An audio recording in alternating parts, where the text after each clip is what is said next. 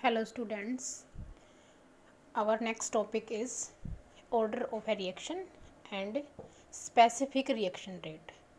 Last lecture में हमने study किया था कि रेट ऑफ रिएक्शन क्या होती है, उसको कौन कौन से फैक्टर अफेक्ट करते हैं. ठीक है, वो सब आपको क्लियर हो गया होगा. तो अब स्टडी करते हैं what is order of a reaction. उसके लिए ये रिएक्शन कंसिडर करेंगे. This is A plus B to form product. ये रिएक्शन हमने कंसिडर कर लिया यहाँ पर. तो रेट क्या होती है, जो रिएक्टेंट्स हैं उनकी कंसंट्रेशन के डायरेक्टली प्रोपोर्शनल है. तो rate is directly proportional to concentration of A to the power alpha, concentration of B to the power beta, and rate is equal to K is rate constant, A to the power alpha, B to the power beta. यहाँ पर A और B क्या हैं, molar concentrations हैं of reactant A and reactant B. इनकी concentrations हैं and K is rate constant.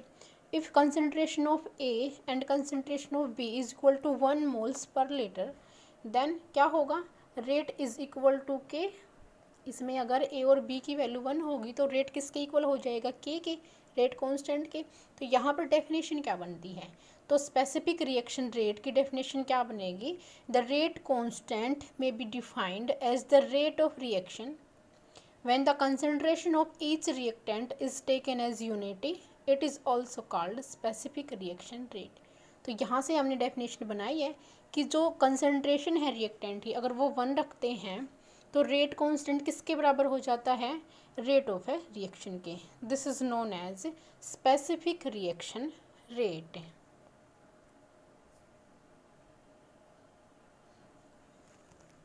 Now law of mass action के according rate is equal to K into A to the power A B to the power B.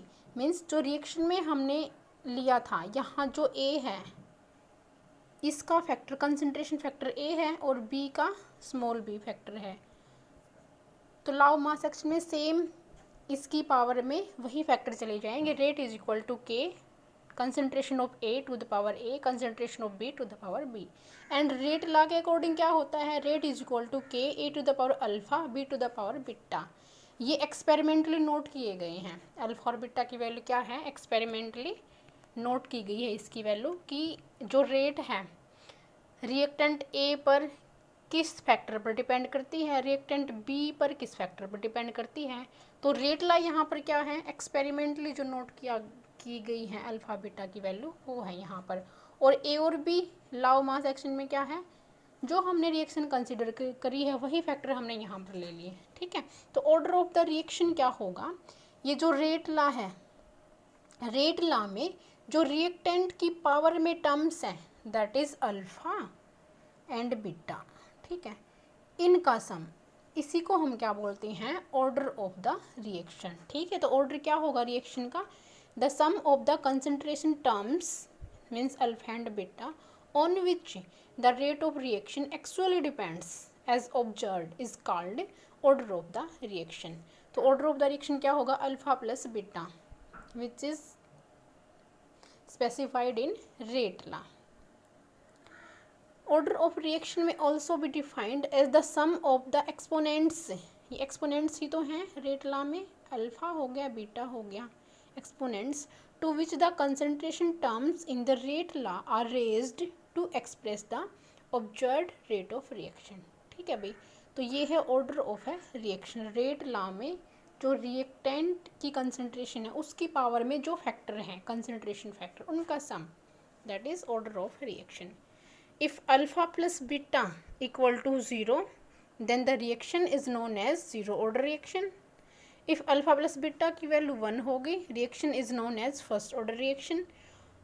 2 है अगर इसकी value तो second order reaction. And alpha plus beta की value अगर 3 आ जाती है किसी रिएक्शन के लिए, then that reaction is known as third order reaction. जो ऑर्डर है रिएक्शन का वो ज़रूरी नहीं है कि होल नंबर में ही हो. यहाँ तो मैंने दिखाया है 0 हो सकता है, 1, 2 एंड 3, ऐसा नहीं है. 2.5, 1.5, ठीक है, ऐसे भी हो सकता है. Order of a reaction may not be always a whole number.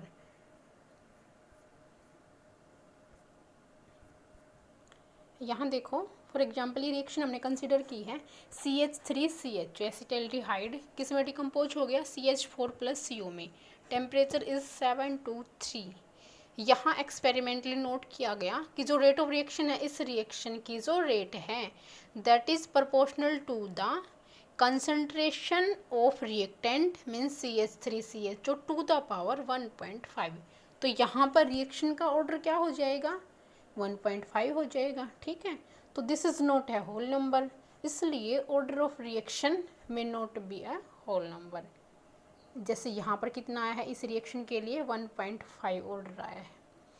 Now units of rate constant, कोई हमने nth ऑर्डर की रिएक्शन ले ली, उसके लिए रेट निकालते हैं। Rate means dx/dt। मैंने लास्ट लेक्चर में बताया था रेट ऑफ रिएक्शन क्या होती है। ठीक है, change in concentration of reactant और product divided by time taken. तो dx/dt इज इक्वल टू क्या आया था k rate constant and concentration to the power n। अगर वो nth ऑर्डर की रिएक्शन है तो कंसंट्रेशन की पावर n हो जाएगी। ठीक है, यहाँ पर k की वैल्यू निकालो, इसमें से k की वैल्यू निकालेंगे तो क्या आएगा k is equal to dx/dt 1 by में कंसंट्रेशन की पावर n। ठीक है, तो k इज इक्वल टू यहाँ पर dx क्या है चेंज इन कंसंट्रेशन, तो ये हो गया कंसंट्रेशन, dt क्या है चेंज इन टाइम तो टाइम, और ये कंसंट्रेशन की पावर n। इसको सोल्व करो, ये कंसंट्रेशन की पावर 1 है ऊपर, नीचे n है, तो इसको ऊपर ले जाएंगे -n हो जाएगा। तो k is equal to concentration की पावर 1 - n, टाइम को भी ऊपर लेके जाएंगे तो टाइम की पावर -1 हो जाएगा। This is k। तो यहाँ पर ये k की यूनिट्स आ गई, k is equal to concentration to the power 1 - n time inverse. n यहाँ पर क्या है ऑर्डर ऑफ ए रिएक्शन। अब अगर जीरो ऑर्डर के लिए k की वैल्यू निकालनी है यूनिट की, तो n की जगह 0 रखो, तो इसमें n की जगह 0 पुट करेंगे तो क्या आएगा n की वैल्यू 0 हो गई, कंसंट्रेशन की पावर 1, तो concentration into time inverse. Concentration की यूनिट क्या होती है मोल्स पर लीटर, कंसंट्रेशन की यूनिट होती है मोल पर लीटर। तो यहाँ पर कंसंट्रेशन की होगी मोल पर litre and time inverse means time की यूनिट क्या होती है सेकंड या मिनट, सेकंड इनवर्स। तो ये हो गया जीरो ऑर्डर के लिए k की रेट कांस्टेंट की यूनिट। ऐसे ही n की वैल्यू 1 पुट करो, फर्स्ट ऑर्डर रिएक्शन आएगी। यहाँ n की वैल्यू 1 रखी हमने, क्या आया 1 - 1 0, कंसंट्रेशन की पावर 0, किसी की भी पावर 0 वैल्यू 1 होती है, तो कंसंट्रेशन टर्म यहाँ से हट गई, क्या रह गया सिर्फ टाइम इनवर्स से। तो फर्स्ट ऑर्डर के लिए यूनिट ऑफ रेट कांस्टेंट क्या होगा सेकंड इनवर्स और मिनट इनवर्स। कंसंट्रेशन की पावर 0 थी ना, तो वो क्या हो गया 1 होगी उसकी वैल्यू। n की वैल्यू 2 पुट करो इस इक्वेशन में, 2 पुट करेंगे 1 - 2 क्या आया -1, कंसंट्रेशन की पावर -1 टाइम -1, तो कंसंट्रेशन -1 मीन्स यहाँ क्या हो जाएगा लीटर पर मोल हो जाएगा, तो लीटर पर मोल, और साथ में time inverse means second inverse से। तो क्या होगी सेकंड ऑर्डर के लिए k की यूनिट क्या होगी L मोल पर इनवर्स सेकंड पर इनवर्स। n की वैल्यू 3 पुट करो, थर्ड ऑर्डर रिएक्शन आएगी, यहाँ 3 पुट करेंगे 1 - 3 - 2, तो कंसंट्रेशन की पावर -2 देखो यहाँ पर, और टाइम की पावर -1, तो कंसंट्रेशन की पावर -2 मीन्स L2 मोल -2 सेकंड इनवर्स। ये होगी थर्ड ऑर्डर रिएक्शन के लिए रेट कांस्टेंट की यूनिट। ये देखो कलेक्टिवली दिखा रखा है, 0 के लिए क्या होगी मोल पर लीटर पर सेकंड, फर्स्ट ऑर्डर के लिए k की यूनिट सेकंड इनवर्स, सेकंड के लिए सेकंड ऑर्डर के लिए क्या होगी लीटर पर मोल पर सेकंड, थर्ड ऑर्डर के लिए L2 मोल -2 सेकंड -1। ये होगी units of rate constant for 0 first second and third. अब निकालते हैं जीरो ऑर्डर रिएक्शंस के लिए रेट कांस्टेंट का expression. Now what is zero order reaction, क्या बताया था जीरो ऑर्डर रिएक्शंस वो रिएक्शंस होती हैं अगर रेट उस रिएक्शन की कंसंट्रेशन की पावर 0 पर डिपेंड करती हो। कंसंट्रेशन की पावर 0 मीन्स कंसंट्रेशन की पावर 0, तभी इसको जीरो ऑर्डर बोलेंगे ना, रेट अगर इस पर डिपेंड करती है तो। और कंसंट्रेशन की पावर 0 मीन्स 1, तो it is rate is independent of concentration of reactant. ठीक है, तो एग्जैक्ट डेफिनेशन तो यही होगी कि कंसंट्रेशन की पावर 0 इस पर डिपेंड कर रही है क्या, रेट। लेकिन कंसंट्रेशन की पावर 0 की वैल्यू 1 होती है, तो कंसंट्रेशन जो टर्म है वो यहाँ पर रही नहीं, तो क्या होगी, रेट इंडिपेंडेंट होगी कंसंट्रेशन पर, उसको हम बोलेंगे zero order reaction. Reaction is said to be of zero order if the rate of the reaction is independent of the concentration of all the reactants. किसी पर भी डिपेंड नहीं करेगी, किसी की कंसंट्रेशन पर भी डिपेंड नहीं करेगी। तो दो तरह की रिएक्शंस हैं जो जीरो ऑर्डर रिएक्शंस शो करती हैं, photochemical reactions and heterogeneous reactions. ठीक है, ये है zero order reactions. Now expression for the rate constant for zero order reaction consider कर लेते हैं। जीरो ऑर्डर रिएक्शन कोई भी कंसिडर कर लेते हैं, तो A is reactant to form a product, ये हमने कंसिडर कर ली है रिएक्शन। रेट क्या होगी इसकी, हम पहले ही स्टडी कर चुके हैं ना, decrease in the concentration of reactant by में टाइम टेकन, तो क्या हो गया माइनस डी ए बाय में d t is equal to k और कंसंट्रेशन की पावर 0, क्योंकि ज़ीरो ऑर्डर रिएक्शन है और रिएक्टेंट है ए, इसकी पावर 0। ठीक है, कंसंट्रेशन की पावर 0 वैल्यू 1 हो जाएगी इसकी, तो क्या रह गया, सिर्फ के रह गया। तो क्या हो गया यहाँ पर, minus d A by d t is equal to k, rearrange करो इसको, माइनस साइन उस साइड ले जाओ right hand side and d t को भी उधर ले जाओ, तो क्या हो गया, d A is equal to minus k d t हो गया। यहाँ पर इंटीग्रेशन करो पूरी इक्वेशन का, इंटीग्रेशन करेंगे यहाँ से डी हट जाएगा, इंटीग्रेशन और डिफ्रेंसिएशन कैंसिल आउट हो जाएंगे ना, तो यहाँ रह गया ए, और इस साइड किसका इंटीग्रेशन कर रहे हैं हम, के डी टी का, माइनस साइन है तो टी के रिस्पेक्ट में है ना, और ये के कांस्टेंट है, मीन्स 1 का इंटीग्रेशन टी हो जाएगा, माइनस साइन पहले से है तो माइनस के टी इसका इंटीग्रेशन हो जाएगा, plus I means constant of integration है।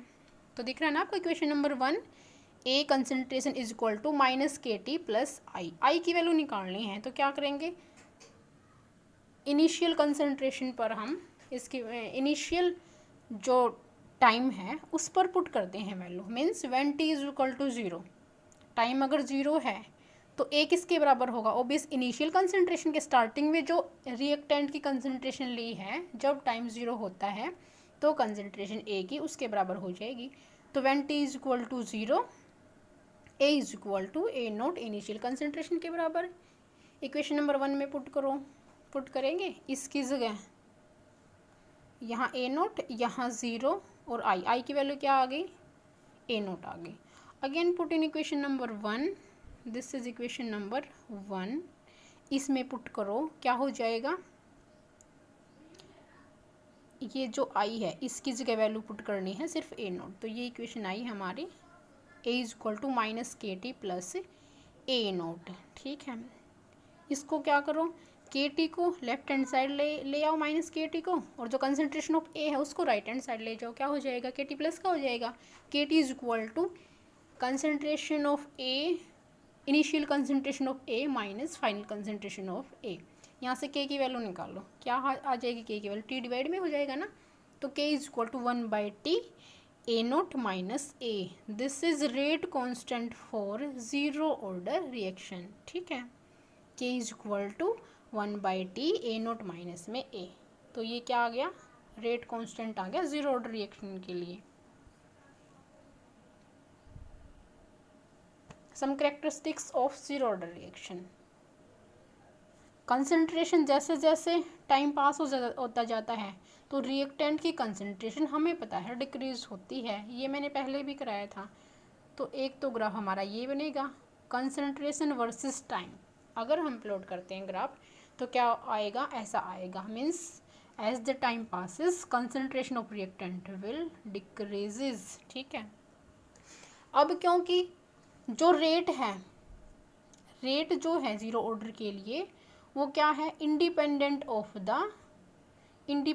The concentration of all reactant, concentration पर डिपेंड नहीं करती रेट, तो उसके लिए ग्राफ कैसा आएगा, फिक्स रहेगा, कांस्टेंट रहेगा। यहाँ कंसंट्रेशन इंक्रीज हो रही है रिएक्टेंट की, लेकिन रेट देखो फिक्स है, कांस्टेंट है। तो ये ग्राफ किसके लिए है? जीरो ऑर्डर रिएक्शन के लिए, रेट वर्सेस कंसंट्रेशन ये ग्राफ है आपका। ठीक है, it means rate is independent on concentration of reactant. Now what is half life period? Zero order reaction के लिए निकालेंगे। It is the time in which half of the initial amount reacts. Half life periods उस time को बोलेंगे जिसमें half initial concentration react कर चुकी है। मीन्स अगर हमने स्टार्टिंग में इनिशियल ए की वैल्यू मान लो 100 मोल्स पर लीटर ली है इनिशिएशन में, जब इसकी अमाउंट 50 रह जाएगी, 50 कंज्यूम होगी, 50 रिएक्ट कर चुकी है, 50 रह गई, तो वो जो टाइम है जिस टाइम पर इसकी अमाउंट 50 रह गई, that time is known as half life period of this reaction। ठीक है, ये कोई रिएक्शन है, reactant A to form P product. Initial हमने 100 मोल्स पर लीटर ली थी, जिस टाइम पर ये 50 हो जाएगी उस टाइम को हम बोल रहे हैं हाफ लाइफ पीरियड। क्लियर है हाफ लाइफ पीरियड क्या होता है? तो जीरो ऑर्डर के लिए निकालेंगे। It is the time in which half of the initial amounts reacts. ठीक है, तो कंडीशन पुट करो, if t is equal to t half, तो ए क्या हो जाएगा? इनिशियल की हाफ, इनिशियल हमने क्या लिया था? ए नोट, उसकी हाफ। ठीक है, तो A is equal to A naught by में 2। ए क्या है? Concentration of reactant at time T, and A naught initial concentration means when T is equal to 0, time sub 0, reaction start ही नहीं हुई है, उसी को तो इनिशियल कंसनट्रेशन बोलेंगे। के की वैल्यू हमारी क्या आई थी रेट कांस्टेंट की? 1/t ए नोट माइनस ए। दोनों वैल्यू इसमें पुट करो, टी की जगह टी हाफ पुट किया हमने, टी की जगह टी हाफ पुट किया, एंड ए की जगह ए नोट बाय में 2, तो 1 के इस साइड आ जाएगा ना, 1/k ए नोट माइनस इसकी जगह क्या हो जाएगा? ए नोट बाय में 2। एलसीएम लो इसका, 2 एलसीएम आया, 2 ए नोट माइनस में ए नोट बचा, तो t half is equal to 1/k A naught by में 2। Means t half life period for zero order reaction is equal to A naught by में 2k। T half life period for zero order is directly proportional to the initial concentration. देखो हमने जो निकाला है T half जो है ना initial concentration के डायरेक्टली प्रोपोर्शनल है। ठीक है, this is the value of T half for zero order reaction. इस पर न्यूमेरिकल्स आते हैं, इस फॉर्मूले को याद कर लो आप। Now units of rate constant for zero order reaction, पहले भी कर चुके हैं, वैसे फिर से कर लेते हैं। के की वैल्यू क्या आई थी हमारी? देखो यहाँ ये के की वैल्यू है ना, ए नोट माइनस ए, कंसनट्रेशन माइनस कंसनट्रेशन, तो कंसनट्रेशन ही रहेगी डिवाइडेड बाय में टाइम। तो के क्या है? कंसनट्रेशन डिवाइडेड बाय में टाइम। तो के की वैल्यू क्या है? कंसनट्रेशन बाय में टाइम। कंसनट्रेशन की यूनिट मोल पर लीटर डिवाइडेड बाय में टाइम, टाइम की सेकंड होती है। ठीक है, तो के की यूनिट क्या होगी यहाँ पर? मोल पर लीटर पर second. This is unit of rate constant for zero order reaction. ठीक है, तो जीरो ऑर्डर के लिए हमने क्या क्या स्टडी किया है आपको पूरा लिखना है। पहले what is zero order reaction definition लिखो, फिर क्या करोगे? इसकी रेट कांस्टेंट की वैल्यू, इसका एक्सप्रेशन निकालोगे यहाँ ये वाला, उसके बाद ग्राफ प्लॉट करना है, concentration versus time, rate versus concentration, उसके बाद इसका क्या निकालना है? टी हाफ लाइफ पीरियड, और लास्ट में इसकी यूनिट के की रेट कांस्टेंट की यूनिट। सेम चीज़ हम फर्स्ट ऑर्डर के लिए करेंगे, सेकंड ऑर्डर के लिए करेंगे, एंड थर्ड ऑर्डर रिएक्शन के लिए करेंगे।